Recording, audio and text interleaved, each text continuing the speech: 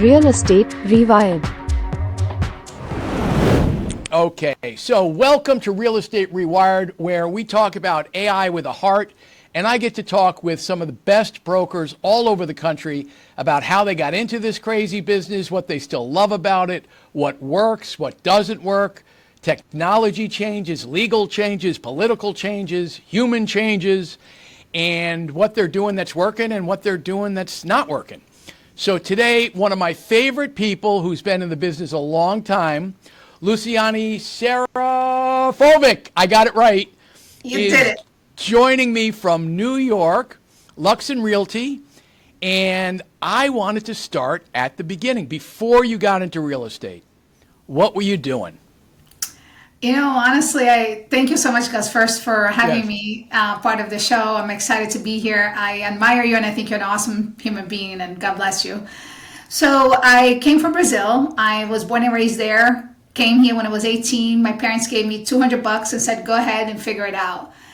So in the beginning, I really couldn't work. So I had all kinds of jobs. I worked as a waitress at a coffee shop. Then I worked at a babysitter for a very wealthy family on Park Avenue. And a jewelry store and a clothing store. Like, those are the ones that I worked. And while working at the clothing store, this young lady came in and said, hey, I want to buy all the new merchandise. And I'm thinking, well, nobody does that. Like, how is she able to afford that? So I asked my manager, I said, what is it that she does for a living? And he said, oh, she's a real estate agent. So I kind of was wondering what that meant, right? Because I barely spoke English. I didn't know anything. So I met this young gentleman. He was 18. He bought a house and a brand new car. And he was my age. And I said, how is that possible? So I asked him, what is it that you do for a living? He said, I'm a real estate agent. So that was it for me. So the moment I had my green card and I was able to legally work here, I went to get my real estate license, and it's been 24 years of, Wow. Incredible growth, and I'm so grateful. And I think because I came from nothing, I never took any little opportunity for granted. And when people would say no to an opportunity, I would say yes. Because when you come from nothing, anything is better than what you had. And I worked so hard until I got to where I am today. And let's talk about that. Where are you today? Tell me a little bit about where your brand is and, where are you? Yeah, so I have two businesses. I've had a luxury virtual real estate company for the last 6 years. It's called Luxian International Realty. This company is specializing in representing high net worth individuals, sports, and entertainment clients. I've worked with amazing big brands like City Habitats that got acquired by the Corcoran Group, Douglas Elliman Real Estate, Town Residential, and those were very incredible firms, very successful firms. But I realized that no one was virtual, so they spent a lot of money with brick and mortar, which I think is, most agents don't even go to the office anymore. And then I realized that the future was changing quickly. Originally with blockchain, cryptocurrency was a big thing 6 years ago. So I was the first to accept cryptocurrency and use blockchain technology. Now, at the time, I was just licensing the technology that had blockchain and cryptocurrency. And I realized that I wanted to do something that would have a bigger impact. And I thought, okay, let me just go out there and realize what are the parts that are broken in the industry. So I started working with sellers, working with buyers, and then I became wildly successful. And I started representing celebrities and high net worth individuals. One of the clients, as an example, I helped the former CEO of HBO, which he allows me to share. And I sold his penthouse that other agents had it for 2 years and couldn't sell it, right? So how did that happen? Give me the magic sauce on how you were able to do that. Well, first, you have to make a decision, right? So I made a decision that how was I going to compete with these big brands, right? Douglas Elliman, Sotheby's, like these are huge brands. And I said, well, they are all luxury, but they don't have a niche. And I thought, when you're selling a multi-million-dollar property, most sellers know that the buyer is going to be a high net worth individual, and they always think it's going to be a celebrity or international client. It's not always the case, but sometimes it is, right? So I thought, okay, what about if I build a network, an exclusive network of these clients, So when I get a property, I'm already bringing value in advance. So if somebody wants to sell something for $10 million, I already have a network that could afford to purchase that. So I went on a mission first I built a brand, and I built a brand specifically for high net worth individual sports and entertainment. As an example, my logo, I went to my network of friends and I said, hey guys, here's the 5 options of my logo. What do you think? And they said, well, these are very like high profile, important people. And they're like, well, why are you asking us? Who do you want your ideal client to be? I said, well, celebrities, high net worth individuals, like sports and entertainment clients. They're like, well, then ask them. And so I started investing in PR, going to all these celebrity events, these red carpet events, galas, fundraisers, and I started meeting these people. My first year, Gus, I met 800 people. And the reason why I know this is there's an app called Evernote that no longer does these different features that existed before. So before you would scan the business card, it would connect with people on LinkedIn and send them an email. And it would keep track of how many cards you scanned, and I had 800. Wow. So I met a lot of people, and so I had one of my first transactions with a baseball player for the Mets that I got through Instagram. So now let me ask you this, because I find this fascinating. So how does that conversation go? I mean, you're at a networking event and there's all these people, and I would imagine there's the interior dialogue that's going on with you, right? And then there's the celebrities that a lot of people are, quote unquote, trying to get their attention and want something from them or want their attention. So what was the Luciane magic that enabled you to start those conversations? All of them are different. Listen, I've had some experiences that the security want to like to take me away. So it's not always like flowers and rainbows. But I've had some that I always just treat them like humans. You know, I think that's a lot of people get celebrity struck or starstruck, and they're not any different than us. They actually struggle with it more than we do. You know, I say that a celebrity, they typically have this invisible prison because they can't be in public places. Everybody's trying to take something from them. Everybody's trying to use them. So, you know, just talking to them like you would meet with a regular person. Introduce them like a regular person and just ask them. One of the things that I always love to do that has worked very well for me is I ask people, you know, what's exciting for you? What are you working on next? Because now they remember you as something that they're excited about.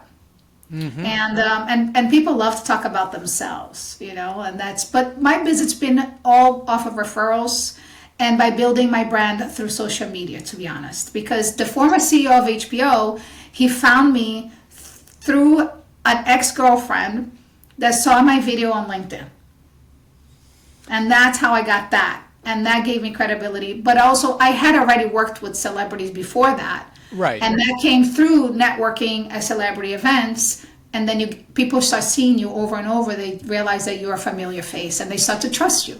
Now, did you hire someone to do the social media for you, or how did you know what I mean? It's a pretty complicated space, or it can be. I know. You know what it is? You need to treat it like it's a fun thing and it's a game, right?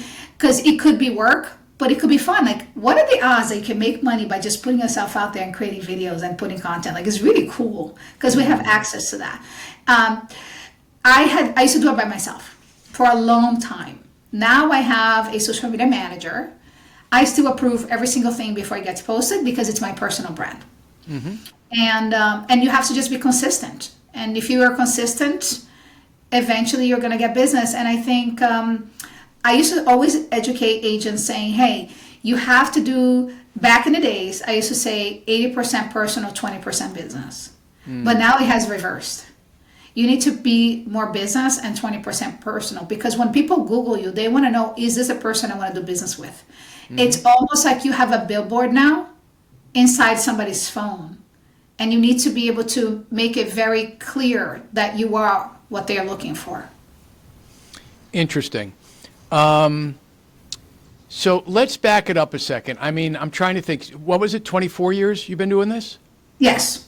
So 24 years ago, you started at City Habitats, correct? No, I actually started a little company called City Sites. Oh, gosh. Remember City Sites? Are they still around? I don't think so. Yeah. No. They had two offices, one, and they also owned all the buildings that we used to rent. Right. Which makes it a lot easier. Yes, but they didn't make it easier for us as agents. We would get like 25% commissions instead of 50. Right. And they would have like keys. It was a box that we had to Oh. swift through, like 300 keys to get access. It was a nightmare. Well, and you think about it. I mean, you remember those ads, Flatiron Loft for 295 Park, right, in the Sunday Times, right, and I know that you were ambitious in terms of always being the first one in, the last one out, and we're always going the extra mile, which is something that no matter what technology is happening, it seems to me like that drive to be the first one in, the last one out is. Now, there's one thing that I think it's super simple. Like, people overcomplicate this business. And what I was able to do, even from the beginning, when I knew nothing, I had 50 clients a month. Like, I had a client every single day. I couldn't do one deal my first 3 months because I knew nothing, but I knew how to generate leads. And I think in any business, what people forget is, what are the activities you're doing that's going to help you generate leads? Because in the end, that's all we really need. You have leads. Some people have a higher closing ratio than the others. So if you're good at what you do, you can learn to become good at what you do. I wasn't good at first because I didn't know what I was doing, right? But if you have 10 leads and you close 1 out of every 10, then you got to increase your closing ratio to close 5 out of 10. And eventually, like now, I close 9 out of 10. The only time I don't close is because they're not ready to buy or they are really not serious about selling.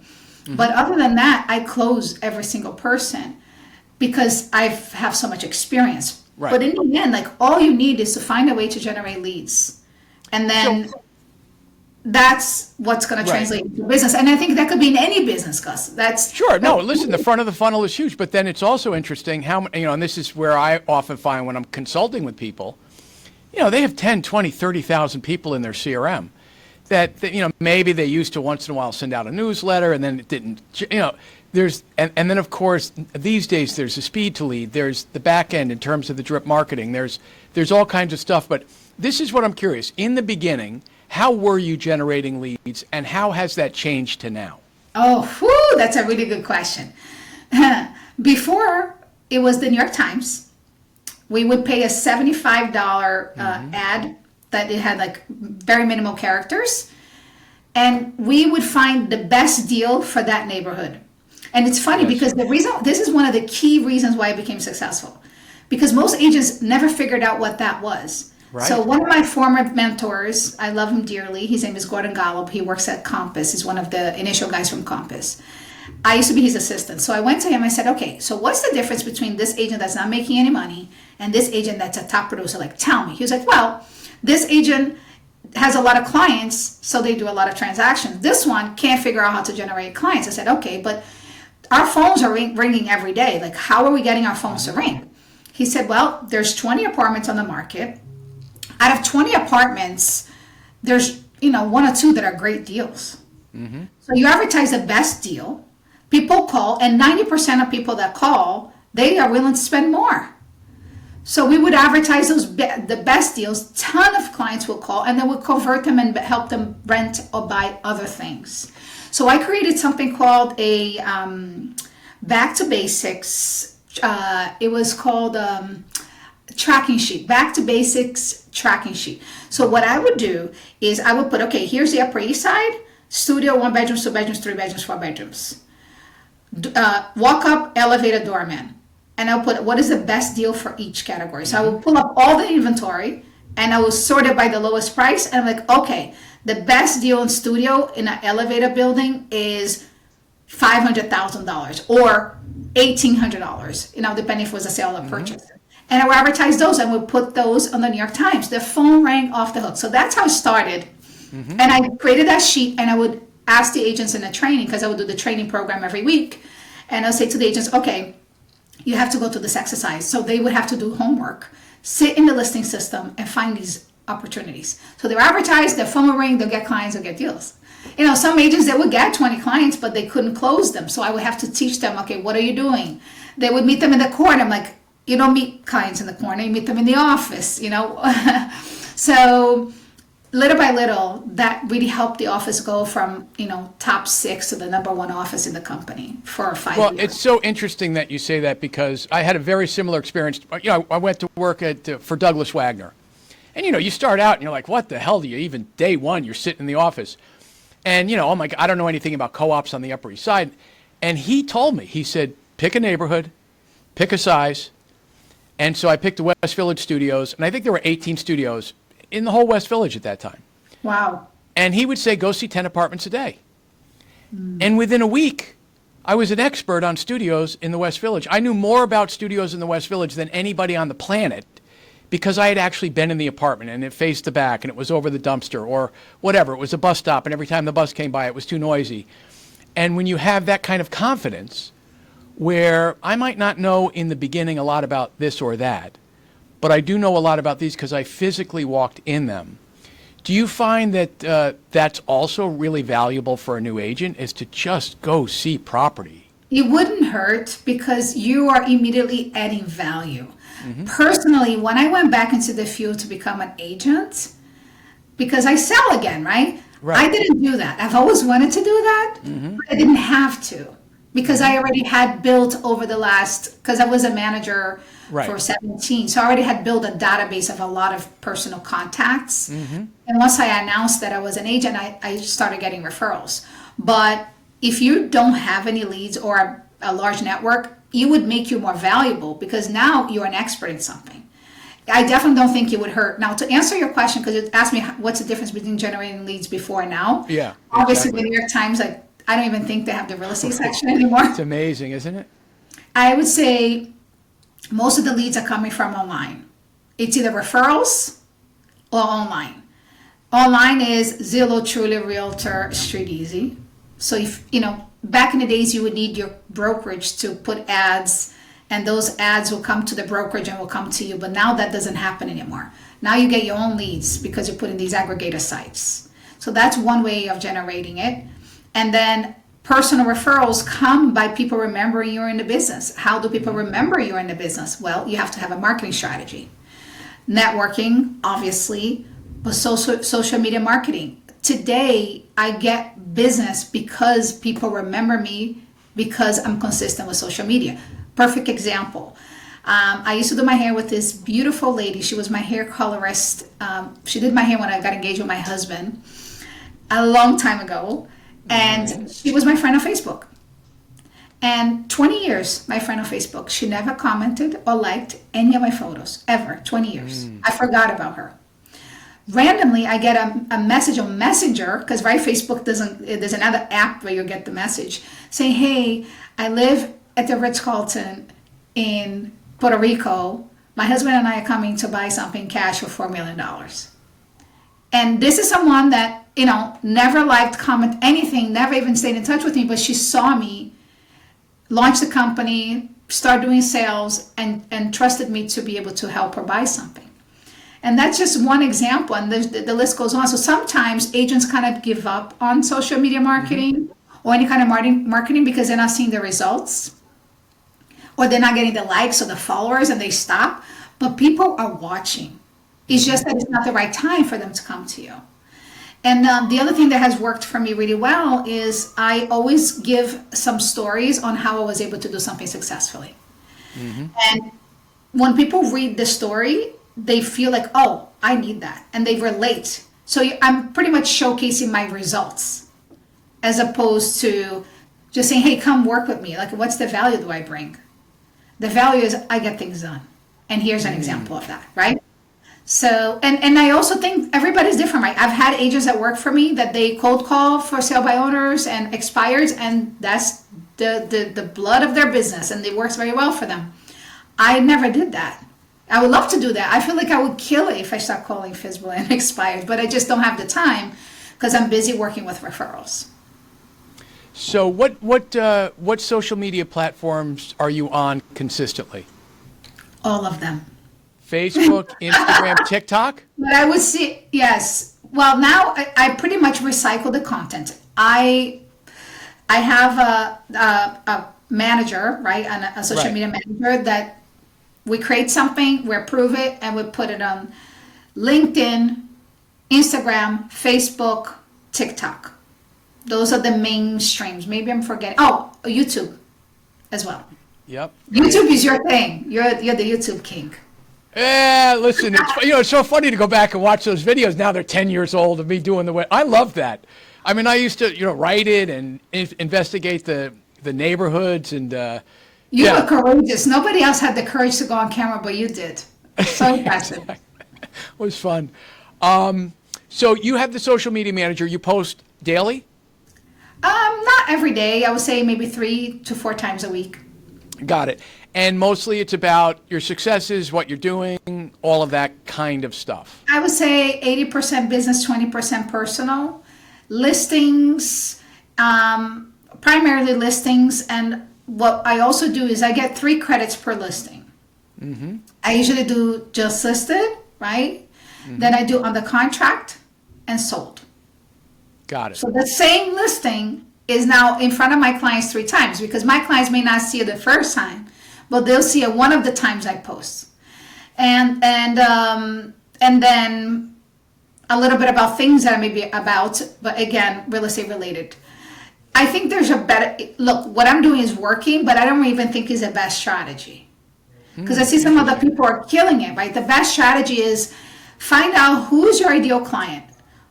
What do they want to know about? And create content that speaks to them. So an example, if you want to be a new development expert, you now need developers to be your target audience, then you create a ton of content to educate developers to help them become more successful at what they do.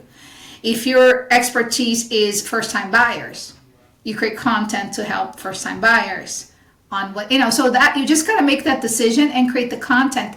The thing is, I think most people are so afraid of being in front of a camera and they just freeze and they don't do it. And I had some training. So I went through Dale Carnegie high impact presentations training. They teach you how to do public speaking. I also did a media training with a PR firm. And I have a very dear friend of mine, she's a news reporter. She also gave me some pointers. So then one little secret that you can do that I did, I don't need it anymore. Yeah, let me hear it. When you go live on Facebook, it gives you options. I don't know if it still exists, but at the time when I did it, it's only you, your friends only, or public. So what I would do is I would create videos and I would do only me. So I'm just doing a video for me. And then once I was happy with it, and I would do it like 20 times. And once I was happy with it, then I would change it from only me to public. And now people are able to see because when you go live, everybody gets notified. Right. And and then you get massive amounts of people to see. And then you get referrals because what do we rely on? Before we rely on newsletters for people to remember you. Right.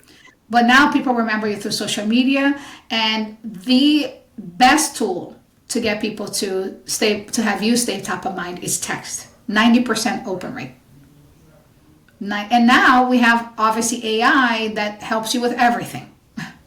So that's what you get into my wheelhouse. So, but before I forget that, so you're talking about the ideal customer profile. Identify, and I think it's important for agents or anybody. Who do you want to work with? Like, I only want to work with people I like, right? That are on the same wavelength.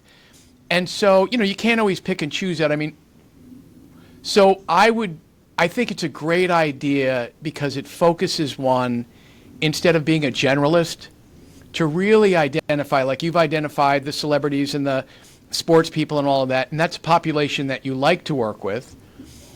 And what I heard you say, which is really true, which is interesting, when people are moving, the family dynamics, the kids are still cranky. You get to, human beings are human beings, and moving is tough no matter if you're moving into a $10 million house or a $300,000 house in Arkansas.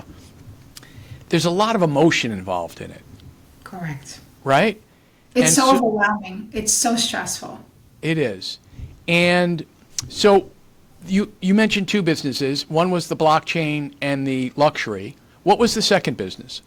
So I launched an app, and the mission with this app is to help the buyers and the agents organize their real estate search. And the reason why and this is the first phase. There will be other phases where I'm bringing all the service providers into one place. Because there are so many moving parts when you're moving, Yes. I'm trying to simplify that process. So obviously I said, I can't be Zillow, I can't be Trulia, I can't be these major aggregator sites because those companies have figured it out. So they were able to bring the data of listing availability into one place. But the problem is most buyers are getting the listings from the agent's MLS through an email alert. Then they're searching Zillow, Trulia, Realtor, Redfin. So now the wife likes Trulia because it's a very feminine website, while the guys like Zillow. So now, and you get alerts from them. So it's just an overwhelming amount of information coming with listings availability. So I thought, I see my clients overwhelmed and they're texting me listing opportunities. The problem is when you're texting listing opportunities, they're also texting you with questions. Right. So then I remember being in front of a building and a client said to me, Luciane, I sent you a link of a property. I'm like, okay. He had 300 questions and like 35 listings in that group text. So we're scrolling through it. We couldn't find the link. I said, there has to be a better way. So we created an app that allows you to take the link of those properties and then share to the app or copy and paste it into the app. And then you can organize the properties there. You can create folders. You can invite your loved ones. So now both of you are commenting and reviewing each property. So it's making one step of this long process a little bit easier. So that's what the app is. Let me add, because Bifolio did that 8-10 years ago. I think it's more than that. Yeah, maybe more, because I loved that, right? But then Susan Domler went to Zillow and they killed that. I don't know what happened there. But I remember, and I love this because you're absolutely right, trying to coordinate, especially if you have a couple, especially if they're on separate emails. Okay, what did I send? What did she say about that? Did she want to see the open house? You know, now emails are getting mixed up. You know, they asked about the common charges, but was that for this or this other one? And it gets very unwieldy very quickly. Correct. And things fall through the crack because you are just getting through the text messages. And also, I want to give the agents insights, right? So the customer reviews each property and they can see, okay, they gave this a 3-star and they made a comment that they don't like that the appliances are old. So how easy is that to solve, right? You know the appliances are old. You just go and negotiate either the discount to get the appliances to be replaced, or you say, would you be willing to replace the appliances? Boom, you got a deal. So I'm empowering the agents with information that they otherwise wouldn't know and making the buyer's experience better. So that's the first phase. Is that just for your agents, or you're making this app available for everybody? So that's the thing, Gus. I managed thousands of agents over the last 24 years. Right. And I always felt that being at my own brokerage firm, it was limiting me from helping a lot of people. So I wanted to be able to build this for the entire industry.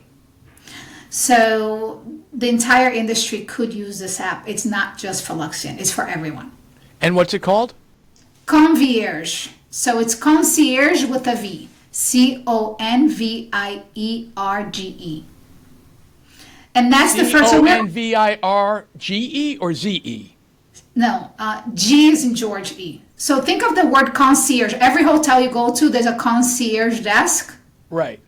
But instead of being a C in the middle, it's a V. Concierge. Okay, got it. There's the V. I couldn't find the V. CONZ as in zebra. No, V is in Victor. Okay. CONVIERGE. Got it. Don't worry. Concierge. No one knew what corcoran was. Everybody know corcoran now. So eventually everyone will know what concierge is. Oh, I love it. Absolutely. So it's allowing the agents to be more of a concierge as opposed to just being someone who's opening doors and negotiating transactions. Because what we're building next is having all the service providers you like and trust, the agents like and trust in the app, and that allows them to transact in the platform. So the inspector, the title, the lender, the attorney, they're all in the same place. So now the buyer is not like, who am I dealing with? Where? Right. It's one place. And I'm not a transaction management tool because there's so many of those out there. It's more of educational to help the buyers through this very complicated process. And so what's in it for you? Like, is it to people download it and pay something, or? Right now it's free. Okay. But eventually, once you're going to be able to add a lot of customers. So let's say if I'm working with John and Mary, so once they decide to have multiple buyers there, they will pay a subscription.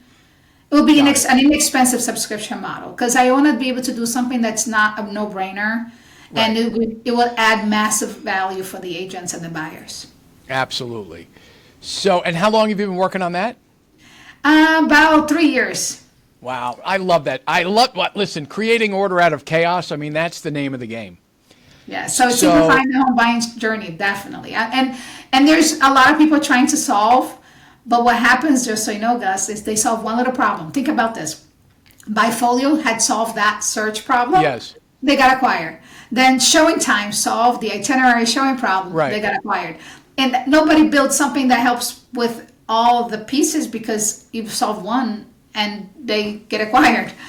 But there's a lot of opportunity out there, and this has an AI component to it that will give the agents insights on what's important to the customer. Because think about this: when you go to a hotel, the difference between staying at a hotel that it's a 3-star versus five-star is that the 5-star anticipates your needs, knows you by name, and know what's important to you.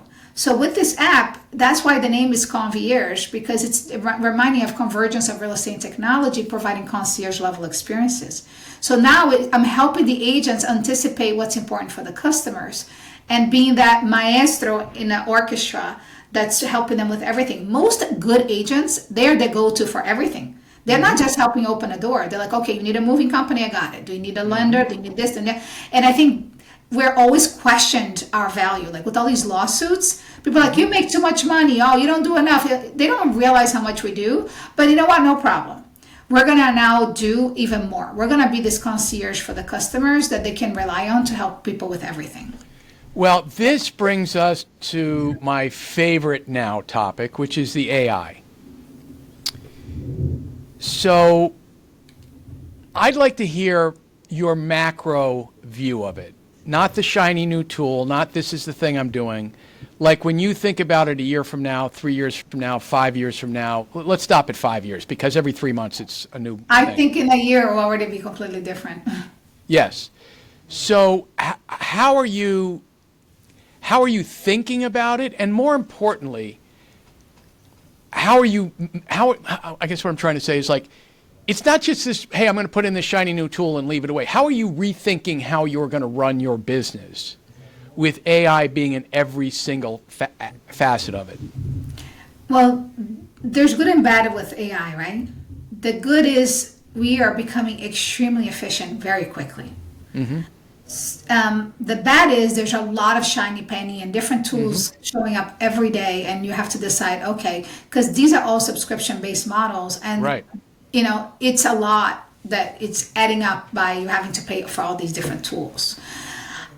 I think the future, the agents that do not embrace AI will be out of business. Not because they're not good at what they do, it's just because they're not going to be able to work at the speed of an agent that's actually embracing AI. And as simple example, before I would take a good 2 hours thinking of every detail of a property to write a description. Because it's so important, like what you write about a property is getting people to come in and want to see it, right? Now I write it in 2 minutes. I dump all this information with just speech to text, and I have this flawless description that if I'm not happy with it in another minute, I can get another one completely redone with more of what I'm doing. And also AI now understands how I think and how I operate, and how I am more of like working from the heart, helping people is my priority. So it understands that, and it writes or rewrites that way for me. And the tools are literally making my life so much easier. Like my assistant, he used to spend, I would say, half of his day going through my emails to make sure I didn't miss any emails, because I get a lot of e-blasts and like brokers sending me emails, and I cannot unsubscribe because I cannot unsubscribe from an agent because maybe he or she's sending me a message about one of my listings. So I have thousands of emails coming in, and I used to tell my assistant that he was a delete machine. He would just delete emails that were not relevant that I am supposed to respond. Now I have a tool that I only see the emails that I'm supposed to respond. Are you using Fixer or something else? Fixer. Now, the only problem with all of these things, do you have this issue? Every Zoom call I get on, I feel like I have 19 note takers that I can't. I know. I don't remember how the hell to get rid of them. I'm like, wait a minute, MeetGeek, Fixer. I know, it's so annoying. I have, because I used to have Otter. I still have Yes. Otter. And then there's another one that I was using also. You have to go to settings and turn it off. Yes. So what are the, and I absolutely agree. So for instance, so the other thing I've been doing, Luciane, is interviewing AI providers for real estate.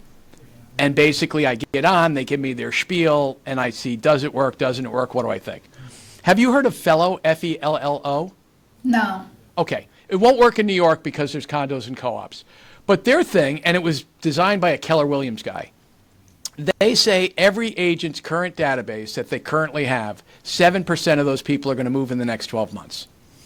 So you have a brokerage firm that has 45,000 contacts in there, and they're saying 7% of these people, and they do the predictive analytics. Did they get a divorce? Are they at that age where, whatever it is, however their AI stuff is, and they literally generate an email to those 7%. With, hey, are you thinking of selling? Here's a link to your property. This is what it's worth. This is what the stuff around the neighborhood is going for. And an invitation to have a conversation with that agent. And oftentimes that is happening before they even know they're going to sell, right? They've just initiated a divorce thing. It might take a year or two, but part of that divorce thing is we got to sell the house. And so to your point, the old way of no one's going to go through 42,000 old. It's just not going to happen. No. But to be able to go in there and tell a system, hey, find the 7% of these people that are most likely to sell in the next 12 months. Now I can get on the phone with them or send a text. And then to your point with the speed to lead now, you got a CRM that's working to go high level. They text you. They're getting a text back in 30 seconds. Hey, I'm out in the field. Let's talk tonight at 6 o'clock. And so to your point, those agents, if they're doing it, are going to be more successful than the agent who's sitting in the office and going, ugh, I don't really feel like contacting 43,000 people. That's right. There's a tool for everything. There's a tool that will even call people for you. Yes. You just got to be careful. I would say don't fully implement anything until you test it. 100%. So because some tools are still being developed and they're not great yet. So let me ask you this. That brings me to the next thing. You're obviously AI forward, you're tech forward, the social media. I mean, you've always been out front of everything. So who's like in charge of figuring this out for you? In other words, you know what I mean? Like you mentioned the shiny bells and whistles, and you got two businesses going on, and now you're thinking of working in Florida and working in New York. Who's your person to sort of like bring to you or once a week sit down and go, hey, Luciana, this is where we're at, and let's look at your processes and see what's working and not working? I have multiple groups that I'm a member of. Mm-hmm. One of them specifically is a group that are in real estate as well, and we help each other constantly think of, okay, what's happening next? What is the hottest new thing? How do we implement it? And we hold each other accountable. I think anyone who's really successful, they don't do it themselves. There's usually either a mentor, a coach, or a group that challenges you to take to the next level. Right now, I'm the decision maker. I'm the one who's implementing and learning these new technologies. I'm constantly going to different conferences to learn these new tools and how to make our agents' lives more efficient. And I think if you are not learning, you're dying. Mm-hmm. And you need to learn these new tools. So I just took a course on AI, and if anybody tells you they're AI expert, I don't think it's possible. Correct. Because it's too new, and eventually there will be, but because it's changing so quickly, we're all learning together. And I think, and you're absolutely right, and it's funny you mentioned your ideal client profile, right? What I think is imperative is that we identify what actual tasks are being done. To your point, writing listings. Like, I think AI can be so overwhelming and you hear all this crazy stuff that really at the end of the day is like, what am I doing every day? What is my workflow? How am I staying in touch with people? And are there tools that can buy me back 10 or 20 or 30% of my time? And then just try that for a little while, right? It's like, okay, let's just play with this for a little while. And now let's add on top of that. But I believe this is just going to be a process that never ends. I agree with you. And what's challenging about it is it's changing so quickly, right? I mean, if you think of New York Times to the New York Times Online to the Zillow, you know, we had, I don't know, 5, 6 years, 7 years to kind of go, all right, well, look at this is changing. This is, I mean, you wake up tomorrow and it's like there's a whole new game being played. I know. And I think sometimes when this is an opportunity, you know, whenever there's major change, there's an opportunity. And I think a lot of people are paralyzed by it. They're like, I don't know what to do. And they're just not doing anything because they just don't even know where to begin. And I think my advice would be just watch a podcast on, you know, what are the AI tools and what are they for? And with any tool, you have to think about how can I serve and help others with this tool? How can I be better as a professional because of this tool? You know, the perfect example is Fixer, right? So now I can respond to people faster because I'm not swifting through 300 emails of Broker e-blast. And so that will be one thing. And there's so many out there. So just like you said, just trying it out and trying it with a small set of your contacts, even testing it before you actually start implementing with everything. There's some exciting things happening. And as long as you learn and you embrace it, you'll be able to stay and grow within the AI world. Love it. And you look like you're still having fun, Luciane. Oh my God, this, you know what? Life is beautiful. You know, I was just talking to my aunt. She's like, I told her she needs to be a motivational speaker. I said, no, sometimes people are saying, oh, you know, this is a problem. The new mayor's a problem. So I'm like, you know what? You opened your eyes in the morning. You're alive. Life is a gift the moment you actually wake up in the morning. So I was always the type of person that's like half glass full. My grandma she's like my inspiration. She had such a tough life, but always happy with life. So I think I got a little lucky because I've been surrounded by incredible people in my life. But thank you for bringing me on. I am excited to watch your other interviews. You have wonderful questions. Yeah, this is great. So how do people get in touch with you, Luciane? Okay, my phone number is 917-567-8767, or they can email me at luciane@theluxian.com, and that's TheLuxian.com. Thank you so much for bringing me on, Gus. Oh, this was great. I was so excited. I said, oh, I hope she remembers me. I hope I can get her on. Oh, how could I forget about you? It's impossible. All right. Well, thank you so much. This was fantastic. Thank you. If you've got value from today's episode, hit subscribe, leave a comment. I'd love to know what you're thinking. If you're ready to turn what you love into your superpower and take what you hate off your plate, schedule your free AI discovery call. The link is in the description and pinned comment. I'm Gus Waite. Until next time.